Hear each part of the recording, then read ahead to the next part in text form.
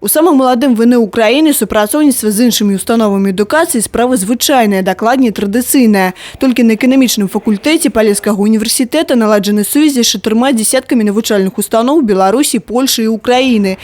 Так, адукацыйна-навуковае супрацоўніцтва паміж эканамічным факультэтам і Цярнопольскім нацыянальным эканамічным універсітэтам пачалося яшчэ напрыканцы мінулага года. Это действительно уникальное знание, потому что другой образовательный процесс, культура – это дополнительный опыт. И в будущем и студентам, преподавателям это очень пригождается в различных сферах деятельности. Менавіта станоўчы вынік гэтага супрацоўніцтва паслужыў падставай для ўстанаўлення больш цесных стасункаў паміж Пінскам і 4-м па велічыні горадам заходняй Украіны.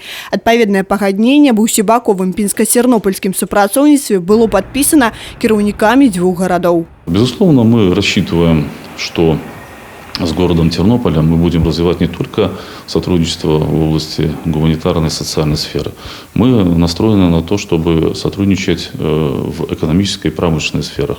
И зона интереса у нас достаточно широкая здесь, как и у наших партнеров. У них также широкий спектр интересов. Это город с очень мощной экономикой, с широкими возможностями. Это город гораздо больший по количеству населения, чем город Пинск, по структуре и по объемам экономики. Поэтому он нам очень интересен. Такой же интерес они проявляют и по отношению к городу Пинску. Па словах кіраўніка горада, створаная рабочая група ўжо працуе над будучым праектам такога ўзаемнага супрацоўніцтва.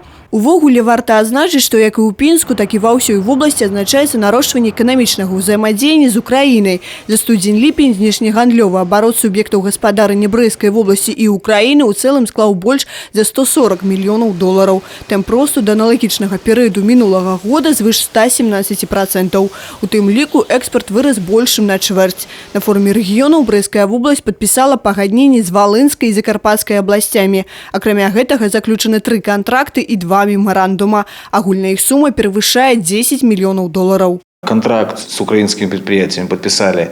Это Барановичское хлопчатобумажное объединение. Потом подписали Белсолод наш на поставку продукции своего производства. И подписали Сифания Экотехника, наш резидент технопарка, на поставку своей техники, оборудования в Украину. Также они подписали 2 меморандума для поставки, в следующем, когда они смогут подписать уже соглашение на поставку конкретной продукции. Па выніках удзелу ў кантактна-кааперацыйнай біржы шэраг прадпрыемстваў вобласці выйшлі на дамоўленасці па будучых кантрактах. Акрамя гэтага, Закарпатская вобласць выступіць у якасці партнёра Прышыне ў рэалізацыі трансгранічнага супрацоўніцтва Польша, Беларусь, Украіна. Тетяна Будухсаім, Кристина Протасавіцкая, Александр Дьяченко, Александр Сівіцкі, телерадиокомпания «Брест».